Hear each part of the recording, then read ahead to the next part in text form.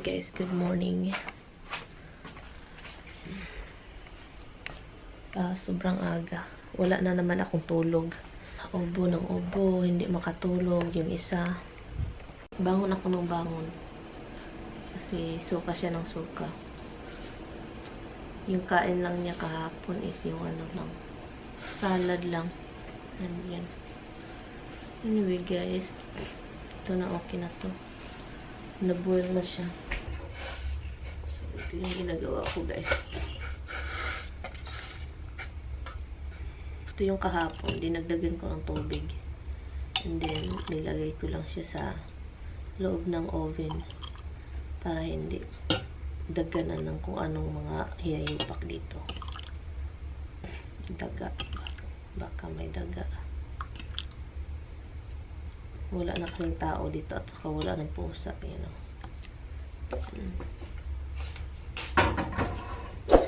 Yan. Nilagyan ko siya ng organic raw honey. And yun lang yung tea niya. Ginger tea with honey.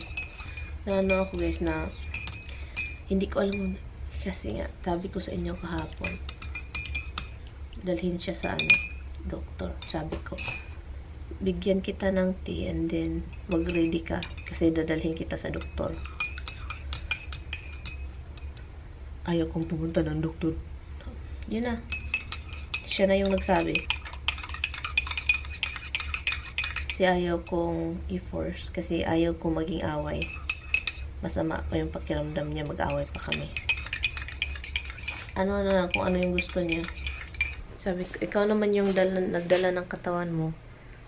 Dapat alam mo ha kung kailan dapat pupunta ha. Huwag kang matigasin ulo ha. Sabi ko, alam mo kung kailan dapat pupunta. Sabi niya, oo, alam ko kung kailan dapat. So, okay. So, hindi na ako makipag-away kasi sabi niya, alam na niya kung kailan siya pupunta dapat. Yung talagang mafe-feel na niya na kailangan na niya. Ganyan yan sila guys, matigas hanggang maging worse. Hanggang it's too late. Katulad kay Bianan, dahil too late, na-dialysis siya. Dahil ayaw magpunta, yan. So, yan. Ihatid ko muna itong tea sa kanya, guys.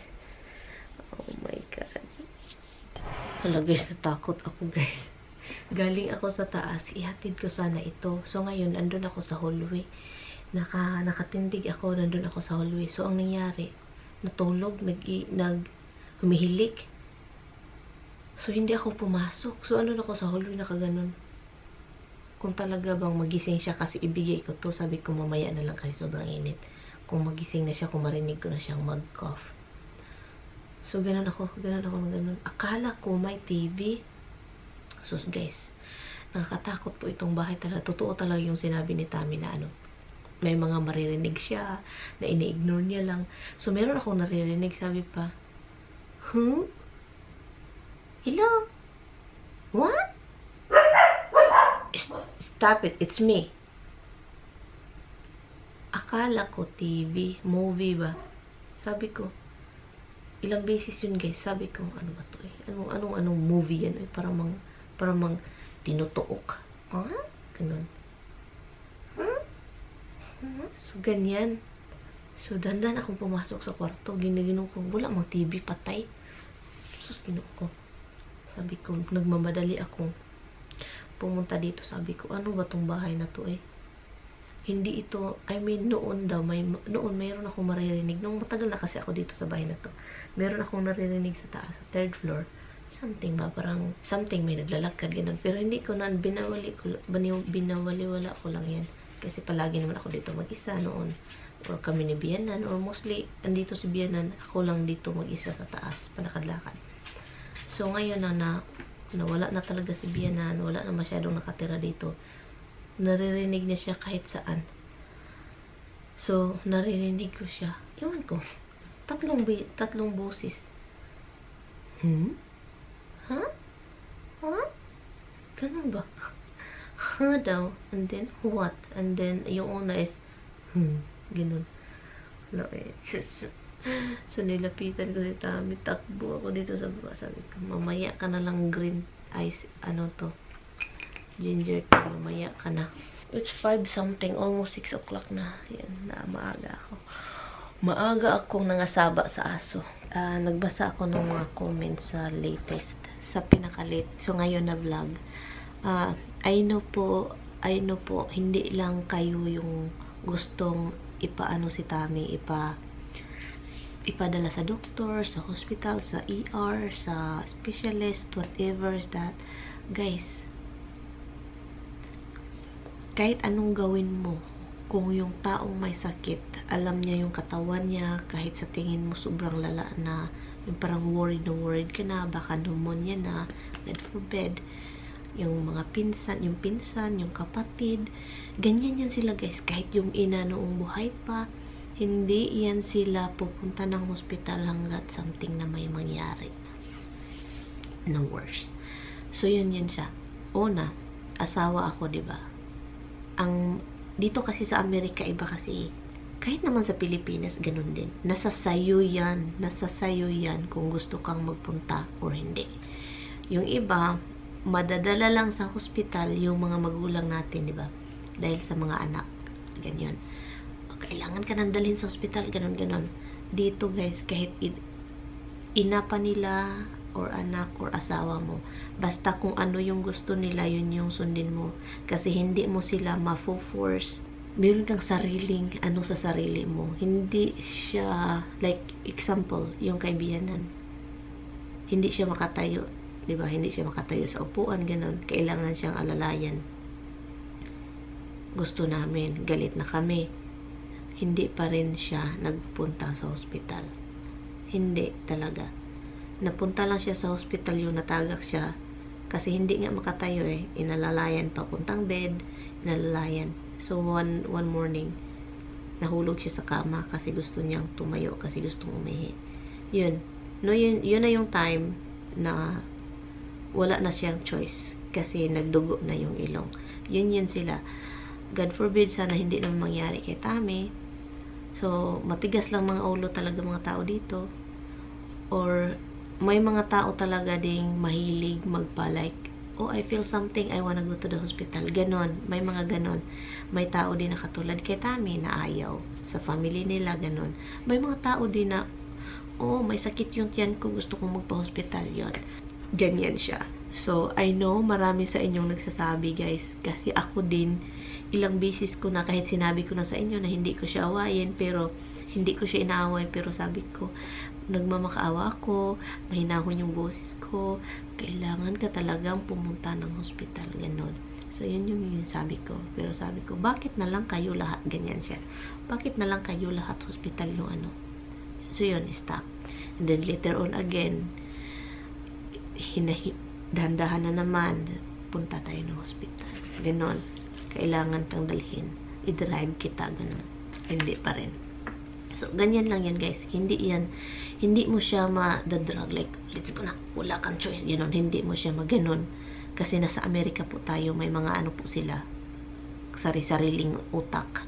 Ganyan yan sila dito. Pero sa Pilipinas, kapag yung kapatid mo hindi na makatayo, and then gusto mong dalhin sa hospital, madala mo siya, magulang mo, dalhin mo, ikaw magbayad, ganon siya.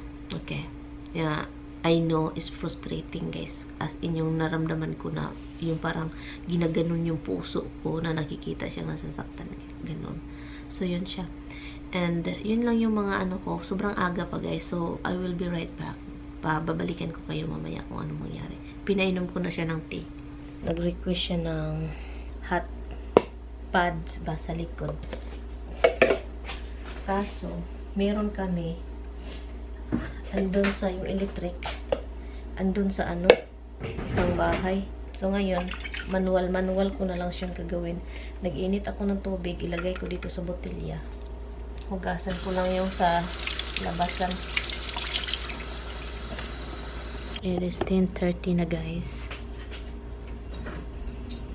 And then, sinabihan ko si Tami na pababa. Sabi ko, kailangan mong igalaw katawan. So, itry niyang ibaba. Bumaba dito. And then, after that, kung hindi niya kaya, kung masakit, parang hindi siya komportable dito, mas lalong lumala, balik sa taas. Nag-offer ako ng pagkain. Masok ka lang daw. Alam ko talaga yung sakit na ganyan na ayaw kong kumakain. Yun talaga yun. May pulis doon guys, oh. Yung dalawang sasakyan dyan. Pulis yan. Ano kaya? Baka may tumawag. Lah, may isa na naman, look. 3 na sila guys, 3. I-close natin ito kasi baka makita tayo. Nagtataka ako bakit may ano dyan. Look. Hala guys, may tumatawag talaga guys. May something talaga doon na nangyayari guys. Kasi ngayon dumating na yung firefighter. Ganyan yan guys kapag tumawag ka ng 911 dito. Darating yung police. And then firefighter. And then ambulance. So yun dito. Kapag tumatawag ka ng 911, yun yung mangyari. The same thing na happen sa Kaibiyanan. And then tignan ng puntahan sa loob kung anyari. And then may ambulance na naman. Malapit lang yan dito sa bahay. Diyon lang yun. May Pilipina doon mga 3 bahay from that house over there. Yung pinuntahan nila. May dyan Pilipina. Nagnanani. Iwan ko kung andyan pa yun siya. Nagnani ng mga bata. Pero wala siyang asawa dito guys. Parang yung may-ari ng bahay dyan is parang palipat-lipat sa UAE. And then dinala siya dito for working visa. Ng pasyente. Look. OMG. Dumadami na sila. Guys, tignan nyo. Tommy got me whatever is this. A chocolate. A cookies. Even though may sakit siya guys. Look. Nilagay niya. Why you put it in that refrigerator? It's not a refrigerator. It's just somewhere with them. So, I'm going. Sabi ko kay Tommy, balik lang ako agad. Kasi kailangan kong pakainin. Nakita ko na sa camera kasi na yung dalawa gustong kumain. Pero, konti na lang yung pagkain natira doon. So, let's go. Hi guys! So, it's already 1:04 ng hapon. And, yung forecast is 2 o'clock may snow dito at saka doon kung sa New Rochelle at saka sa bahay namin. I am home for now. And then yan. Let's go in.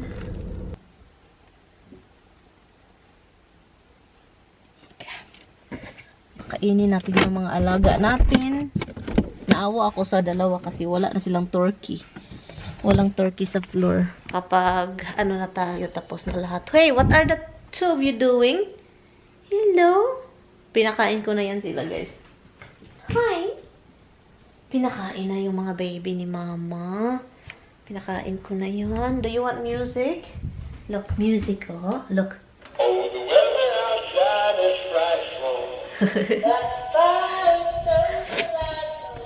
Alis na ako bago tayo maabutan ng snow. Kasi mag-snow daw. Pero 2 o'clock, wala mag-snow. Sabi mag-snow daw. Hi, Bug. Hi, I love you. I love you so much. I know we're not here. I know. Even your sisters are not here. They are not here, love. Come on. Come on. Come on. You cannot go up. You cannot go up. Mama's not. It's not. I can't even let you down because I'm not gonna be here. Hi, Diam. Diam, where you going? Hinahanap ni Tommy. And, ang na lang is, yung hindi ko makita is yung back, niya. Back relief, something. Dalhin ko ito, guys. Kahit wala nang doon. Dalhin ko yan. At itong rice. Yun. Rice at saka ito. Yes, baby. Yun lang. Yeah. I know. Nagkipag-usap talaga. What? Come on. Naawa ako sa guys, sa dalawang pusa, guys, kasi nagtataka sila bakit ganito. Nagtataka sila pero yun, let's go kasi madilim na yung panahon. So, Christ alone in Christ. days come on.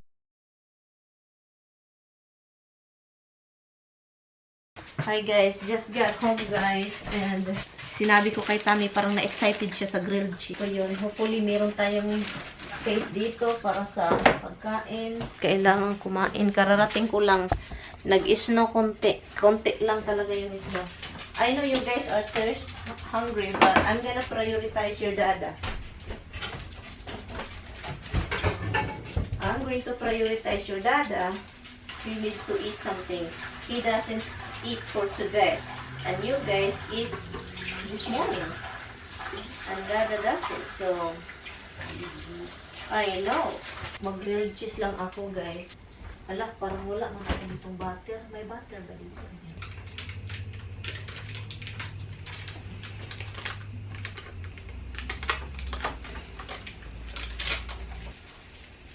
You over there? How come you up there?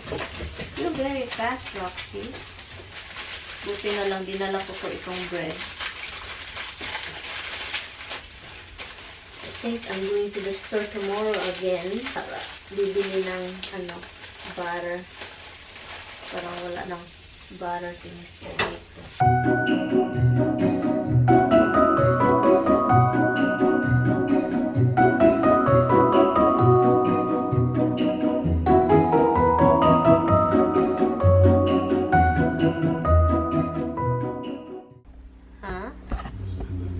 That's Indonesia. Lagyan ko lang yung likod ni Mr. guys ng ano. Let me know if it's too hot, okay? Then I can move, okay? Let me feel it with my hand. It's not really hot. You tell me if it's too hot. Pinakain ko siya ng grilled cheese. He ate it. And the back is killing him. You feel it now? Yeah. A little bit? Okay. Roxy, can you please stop? No, stop. Ignore her, hun. Masaya ako kasi kahit masama pa yung pakaramdam niya, bumaba siya para naman ma-move yung katawan niya, guys. You know. What does that mean? That means they can't fly if there's no light.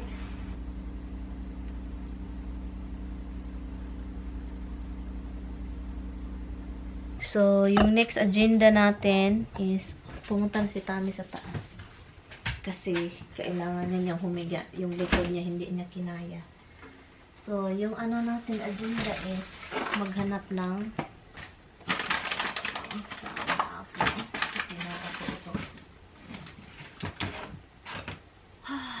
wala talagang pwedeng itapon dito kasi puro okay pa. So, ilagay ko na lang dito yung bread. Ito. Let's see. Mamaya na tayo mag-desisyon kung kakain or hindi. At least kumakain siya, guys. Kasi kanina wala. Hindi talaga siya kumain, guys. Yeah. Come on. You wanna ready? You ready to go out? Come on. So, ngayon guys, itong vlog, i-end ko na po ito. Hindi na ako kumakain. Anong oras? Almost 7. Hindi na ako kumakain. Tatawagan ko lang yung family ko. And yun, si Tami natulog na. Puntahan ko lang yun bago ako matulog. Check ko kung okay siya. And yun, iwan ko.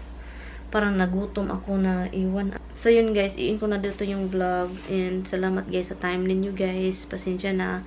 And yun, si Tami, masakit pa rin. Nakita ninyo kanina dito siya sanina sa baba, diba? Pero, nakita ninyo na ganun. Pero pag, bumalik agad sa taas kasi yung likod niya is talagang, kasi diba, last year may, siya, spine problem.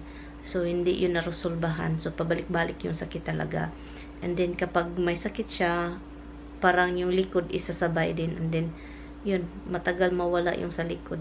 Kaya dinala ko itong yung patch para parang electric na something. Makatulong ito sa kanya. Pero akala ko andito yung machine. Wala pala. Andun pala sa bahay talaga. Hindi ko makita. Hinahanap ko. So yun. Useless lang ito. I think andito yun eh. Hindi lang niya talaga anuhin. Iwan ko. But anyway guys, thank you guys so much for watching. And yun, I will see you guys tomorrow. And hindi ko alam, bukas is Thursday. Pero hindi, walang trabaho si Tami. Hindi siya magtrabaho kasi thank goodness kasi 'di ba yung likod niya. So yun, and yun lang. Anyway, I'm going to end the vlog. Salamat guys sa panonood. And kita-kits tayo bukas. Bye guys. Good night. Good night guys. See you tomorrow. Bye. Merry Christmas to you.